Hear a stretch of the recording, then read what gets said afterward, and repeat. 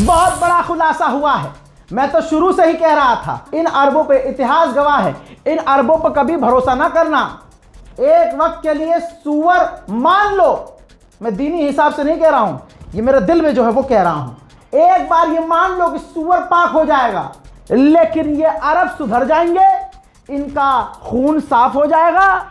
ये जो आज मसनद पर बैठे हुए हैं ये सुधर नहीं सकते। इलाके का दूसरा इजराइल यानी यूएई, 4 महीने पहले ये जुमला मैंने पहली बार बोला था और वो साबित हुआ। हजरत जहां जंग खत्म हो रही थी तो कौन से वो देश थे अरब के जो अमेरिका से कह रहे थे कि अभी ईरान को और मारो। बच्चा बच्चा उंगलियों पर बता देगा कि यूएई और सऊदी अरब समझ रहे, और दूसरे भी अरब थे, वो खामोश रहेगा कि भाई जंग खत्म हो रही है, इससे अच्छा और क्या चाहिए, इससे और अच्छी बात क्या हो सकती है। लेकिन ना, यूएई और सऊदी अरब कह रहे थे ना जी हमला करते रहो। ये सबको पता है खामनाई की शहादत में, उनके कत्ल में मोहम्मद बिन सलमान का बराबर का हाथ है। साफ बोल रहा हूं, चाहे जाओ मुझे सऊदी अरब में एंट्री मत देना, लानत है तुम्हारी जात पर, तुम्हारी सरकार पर, रोक लेना। मुसलमानों में तुम्हारे लिए कुर्बानी दे रहा हूं, मैंने आप लोगों के लिए कुर्बानी दी है। कभी आप सोच के देखिएगा कि ये जो मोहम्मद रजा नाम का लड़का है, इसने अरबों को जो एक्सपोज किया है, जिसका नाम लेने से थर थर कांपते हैं लोग, जिस बिन सलमान ने जमाल खाशोगी को तुर्की के अंदर सिर्फ इसलिए कत्ल करवा दिया था क्योंकि जमाल खाशोगी ने मोहम्मद बिन सलमान को एक्सपोज किया था। सोच लीजिएगा मेरी उम्मत के लोगों कि मैं ये मोहम्मद रजा जिसको आप अपने पैरों की धूल मानते हैं, और मैं हूं क्योंकि आपकी वजह से यहां हूं।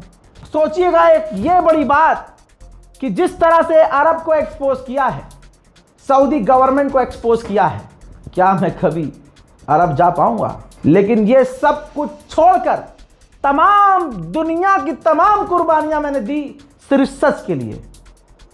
और मुझे आपसे क्या चाहिए? आपकी दुआ चाहिए और कुछ नहीं चाहिए। तो दुआ में याद रखिएगा, क्योंकि मेरा मानना है कि मेरा सबसे बड़ा हथियार आप लोगों की दुआएं हैं। दोस्तों, जब डील हो गई थी, इजराइल ने हमले बंद कर दिए थे, अमेरिका ने तुरंत हमले बंद कर दिए थे, लेकिन तमाम सीज फायर होने के बाद एक फाइटर जेट ईरान में घुसा, मिराज 2000, और वो फाइटर जेट अंदर तक गया और बमबारी करने लगा। बमबारी करके वहां से भागा। ईरान ने रिकॉर्ड फुटेज से देखा तो मिराज 2000 निकला, और मिराज 2000 ना अमेरिका इस्तेमाल करते हैं ना इजराइल इस्तेमाल करता है। पता चला कि ये अरब इस्तेमाल करते हैं। फिर पता चला कि ये यूएई का फाइटर जेट था। अल्लाह अकबर, यूएई का फाइटर जेट सीज फायर होने के बाद ईरान पर बमबारी कर रहा था। ईरान को कंफर्म हुआ, ईरान ने इशारा किया, आईआरजीसी ने तुरंत मिसाइल और ड्रोन दागे, और अगले 15 मिनट के अंदर, क्या कह रहा हूं मैं, अगले 15 मिनट के अंदर यूएई की ऑयल रिफाइनरी पर धपड़ धपड़ धूम धूम हो गया और बूम बूम हो गया, और ऐसी भगदड़ मची कि उसके बाद ये सुअर फिर से अपने बाप दादाओं की तरह ऐसे मैदान जंग से भागा जैसे इसके बाप दादा भागे थे, पहाड़ियों पर छुप गए थे जाकर। देखिए किस तरह से ईरान ने तुरंत बदला लिया। वहां पर सिविलियंस मौजूद थे, लेकिन मजाल है कि कोई भी सिविलियंस मारा गया हो। ईरान ने इंफ्रास्ट्रक्चर को पूरी तरह से उड़ा दिया।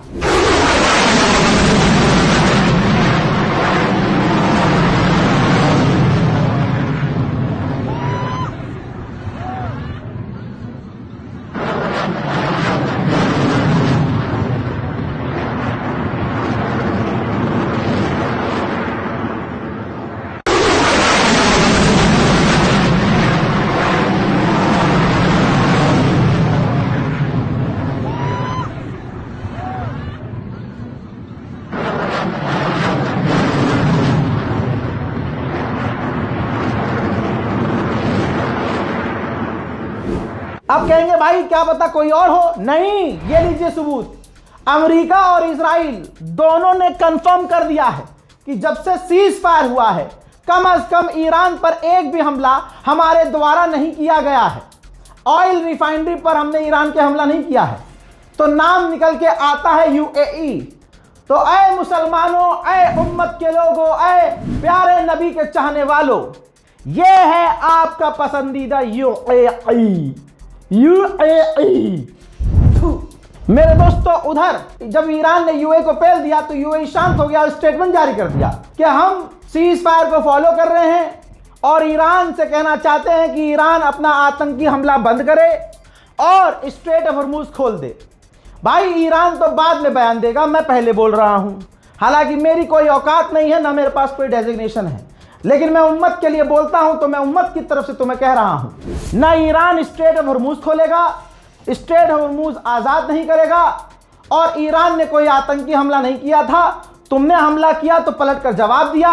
तुमने काफिर को, तुमने दीन के दुश्मन को अपने यहां किराए पर जमीन दी तो उस जमीन पर ईरान ने हमला किया। और आगे तुम्हें कोई शक हो, शुबा हो तो तुम एक बार और ईरान पर हमला करके देख लेना। तुमने अपनी मां का दूध पिया है।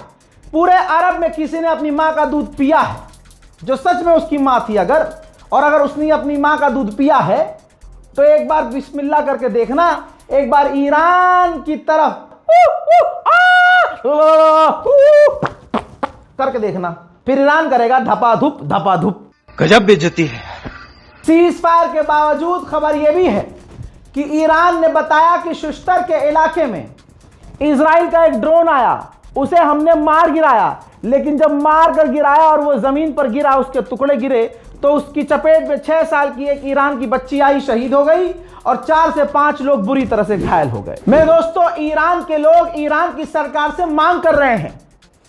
हम सुन्नियों को यह सोचना चाहिए कि यहां घर बैठे हम शिया सुन्नी करते रहे और ईरान के शियों ने दिखा दिया कि जो रहबर बोल के गए कि सुन्नी तुम्हारे बड़े भाई हैं, तो वो आज उनकी शहादत के बाद भी वादे पर टिके हुए हैं।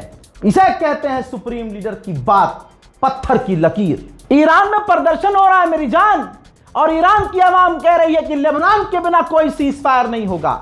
लेबनान के बिना सीज फायर धोखा है, इस्लाम को धोखा है। अपनी ही सरकार की आलोचना कर रहे हैं ना लोग, ईरान के लोग क्या कह रहे हैं कि ना सीज फायर होगा तो लेबनान के साथ होगा। और यही बात शुरू से ही ईरान के ऑफिशियल्स कह रहे हैं, सीज फायर होगा तो लेबनान के साथ होगा। देखिए प्रदर्शन।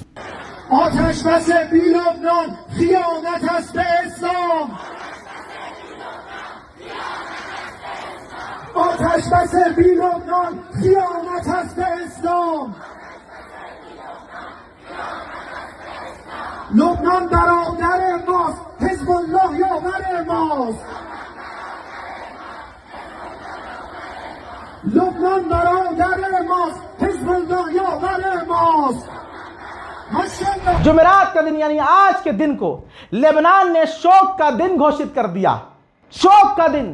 तुम्हारी गली में अगर एक मौत हो जाए तो पूरी गली में कुर्सियां बिछ जाती हैं, किसी के चेहरे पर मुस्कुराहट नजर नहीं आती, चाहे वो तुम्हारी गली का मरने वाला सुन्नी हो, शिया हो, कोई भी हो, क्योंकि उसके साथ आप उस गली में सालों साल रहे हैं। इजराइल ने अपना सारा फ्रस्ट्रेशन लेबनान पर उतार दिया। लेबनान में एक दिन में उसने 250 से ज्यादा लोगों को मार दिया। है कोई दुनिया की कोई ऐसी संस्था जो बता दे कि हां वो 250 लोग आतंकवादी थे? कहां है दुनिया की बड़ी बड़ी तंजीमें जहां 250 मासूमों को कत्ल कर दिया गया लेबनान में? कहां है ओआईसी? कहां है मुस्लिम लीग, मुस्लिम संगठन? कहां है अरब लीग? कहां है तुम्हारा बिन सलमान?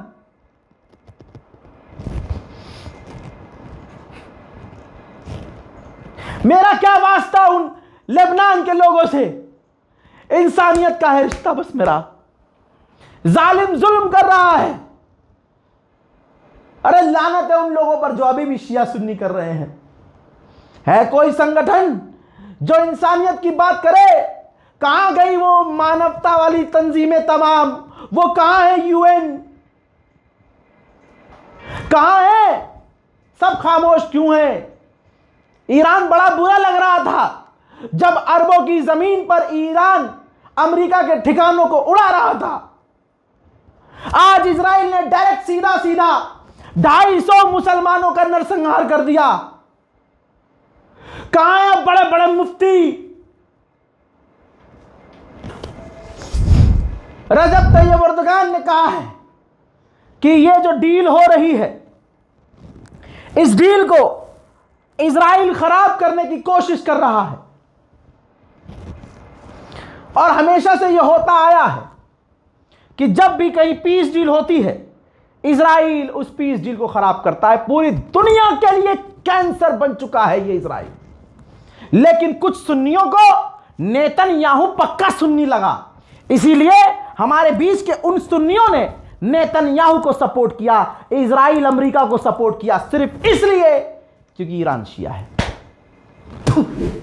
फ्रांस के राष्ट्रपति इमैनुअल मैक्रोन ने ईरान के राष्ट्रपति पेजेश्कियान और डोनाल्ड ट्रंप से फोन पर बात की और दोनों से कहा कि जो सीज फायर हुआ है उसकी रेस्पेक्ट की जाए और इस सीज फायर के अंदर लेबनान को भी शामिल किया जाए।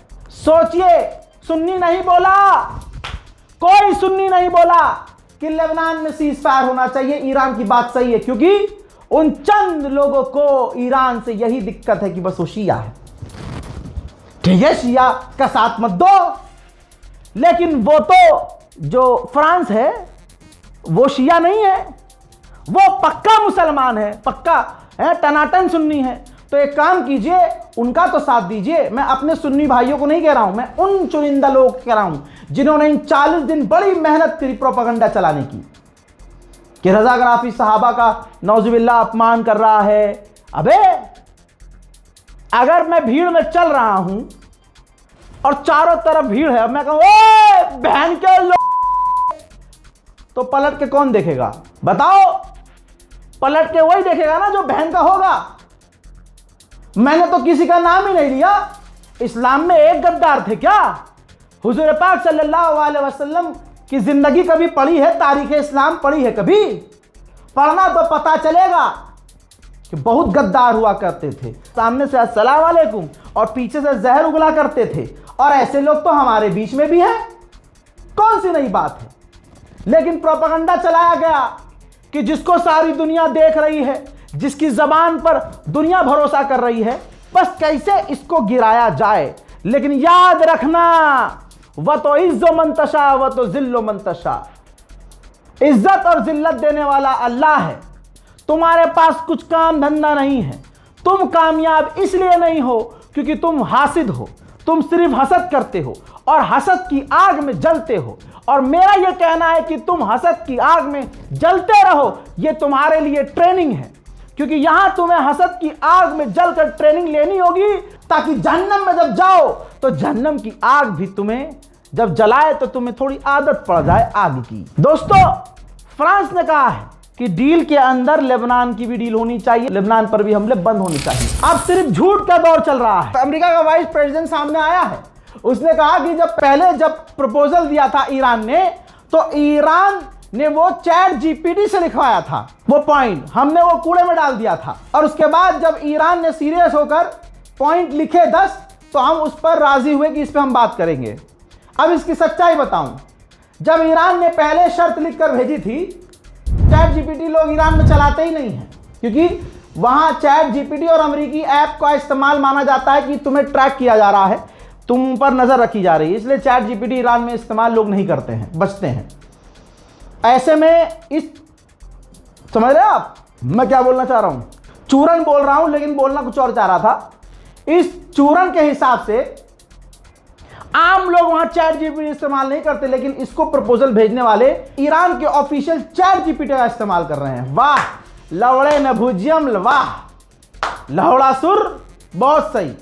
अब सुनिए, ये कहता है कि ईरान ने वो चैट जीपीटी से लिख के भेजा था, हमने रिजेक्ट कर दिया था, अब हमने एक्सेप्ट कर लिया, क्योंकि अब इन्होंने बड़ी मेहनत से ईरान ने हमसे गिड़गिड़ा कर भीख मांगी। अच्छा, असल में कहानी यह है कि पहले भी ईरान ने यही लगभग ऐसी ही शर्तें भेजी थी, लेकिन तब ये खुमार में थे, डिल्यूजन में थे कि हम जीत जाएंगे। ईरान बजाता रहा, हालत ऐसी हो गई कि इन्होंने कहा यार पहले वाली डील मान जा, तो इन्होंने पाकिस्तान को आगे किया, पाकिस्तान को खुद ड्राफ्ट बना के दिया, पाकिस्तान से खुद कहा कि इसका ऐलान करो, ये बात बोल दो, कॉपी पेस्ट पाकिस्तान ने किया, सीज फायर हो गया। दुनिया को लगा कि अरे डोनाल्ड ट्रंप और ईरान के बीच, ईरान और अमेरिका के बीच सीज फायर पाकिस्तान ने करवा दिया। ठीक, चलो मान लिया करवा भी दिया, लेकिन अब जो अमेरिका के उपराष्ट्रपति और विदेश मंत्री और राष्ट्रपति की जो जबान है वो फिर से शैतानी है ना, मुड़ने लगी है। इसलिए ईरान को सोचना चाहिए एक बार फिर से सीज फायर कंटिन्यू होना चाहिए या आधिकारिक तौर से खत्म करके अब सीधा फोकस इजराइल पर करना चाहिए। अमेरिका के उपराष्ट्रपति ने कहा कि हमसे इजराइल ने कहा है कि लेबनान में हम बस चेक करेंगे। अब वो क्या चेक करेंगे, हराम के पिल्ले ने ये नहीं बताया, लेकिन इस हराम के पिल्ले ने ये बोला है कि अगर लेबनान के नाम पर ईरान डील खराब करना चाहता है तो ये उसकी चॉइस है।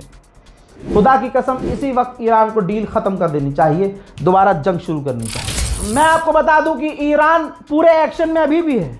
ईरान के समर्थकों से अपील है मेरी कि हिम्मत ना हारना। 40 दिन में फुल ट्रेन तो आप हो चुके हैं। ये देखिए डेटा दिखा रहा हूं, ईरान ने एक बार फिर से स्ट्रेट ऑफ हॉर्मुज की गर्दन दबा दी है।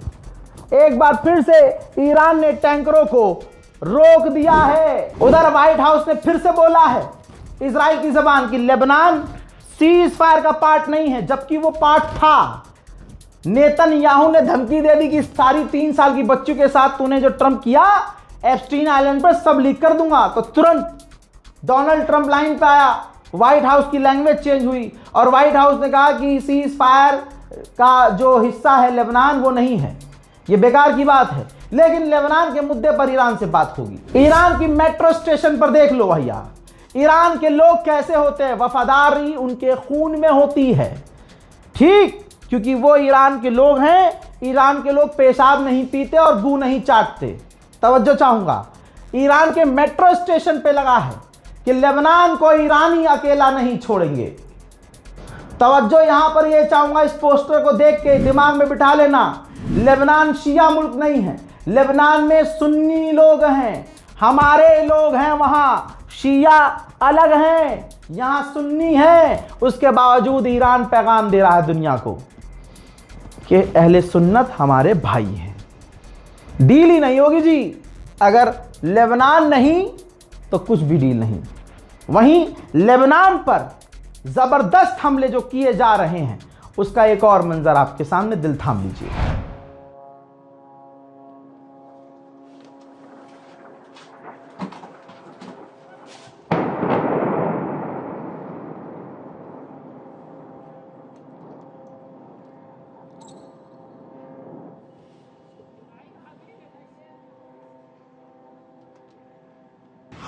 ضاحي ضاحي حدث ضاحي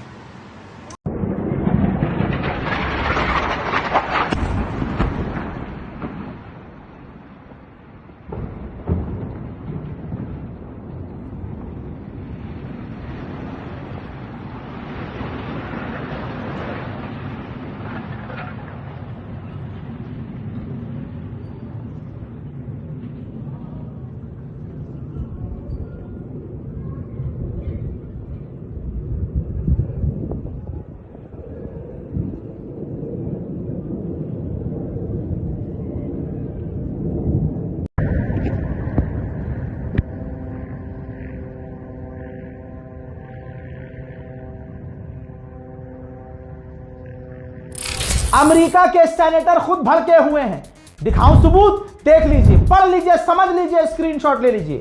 गवर्नमेंट ऑफिशियल है, कोई ऐरा गैरा सेनेटर नहीं है। कह रहा है कि नेतन्याहू ने खुलेआम बमबारी की लेबनान पर और वहां के सिविलियंस का नरसंहार किया, कत्ल किया, पूरे इलाके में अफरा तफरी, दंगा फसाद मचाया, सीज फायर को खराब करने की कोशिश की। डोनाल्ड ट्रंप को नेतन्याहू के खिलाफ खड़ा होना चाहिए और अपनी डील को बचाना चाहिए और अपना दिमाग इस्तेमाल करना चाहिए। ह्यूमन राइट वॉचडॉग ने क्या कहा, जब लेबनान पर हमला हुआ था तो मैंने अपनी रील पर बता दिया था, यूट्यूब पर पहले बता दिया था, ये यूएन पुएन, ये सारे खचरे, इन सबसे पहले हमारी टीम, हमने आपको बताया था कि 10 मिनट में 100 बार लेबनान पर हमले इजराइल ने किए। ये कहा था, ये मेरी लाइन थी, पढ़ो अब ध्यान से। यूएन ने अब कहा है पूरे 12 घंटे गुजरने के बाद कि लेबनान पर इजराइल ने 10 मिनट में 100 बार बमबारी की, जिसमें सैकड़ों सिविलियंस मारे गए। ये वॉर क्राइम है। जब तक 39 दिन तक ईरान इजराइल को बजा रहा था तो ना ये फिलिस्तीन गाजा पर हमले कर रहा था, ना ये लेबनान पर हमले कर पा रहा था। लेकिन जैसे ही ईरान शांत हुआ, इस हराम के जने ने अपना रंग दिखाना शुरू कर दिया। लेकिन आइए मैं ये भी बता दूं कि जब हैदर के लाल लड़ते हैं, खैबर याद दिला देते हैं। तस्वीर देखिए, अल्लाह अकबर, ये गाजा नहीं है, ये इजराइल है। गाजा बना दिया ईरान ने इजराइल का, सारा तेल निकाल दिया इजराइल का। अल्लाह अकबर। देखो, कहा था ना, गाजा ना बना दूं तो ईरान नाम नहीं। इसीलिए तो बंकर से सुअर का जना नितिन यादव यानी नेतन्याहू बाहर नहीं निकला। समझ रहे हो? बौखलाया इतना क्योंकि कोई मकसद पूरा नहीं हुआ तो लेबनान पर हमला करके खुन्नस निकाल दी। अब आपको इंफॉर्मेशन दे रहा हूं, शेयर कर देना। 5000 इमारतें इजराइल के अंदर पूरी तरह से तबाह हो बर्बाद हो गई ईरान के हमलों में। जर्मनी जो अमेरिका की गुलामी करता आया है, उसके अखबार ने लिखा है, मैगजीन ने छाप दिया है, ऑनलाइन पोर्टल पर डाल दिया है कि डोनाल्ड ट्रंप पीछे हट गया है।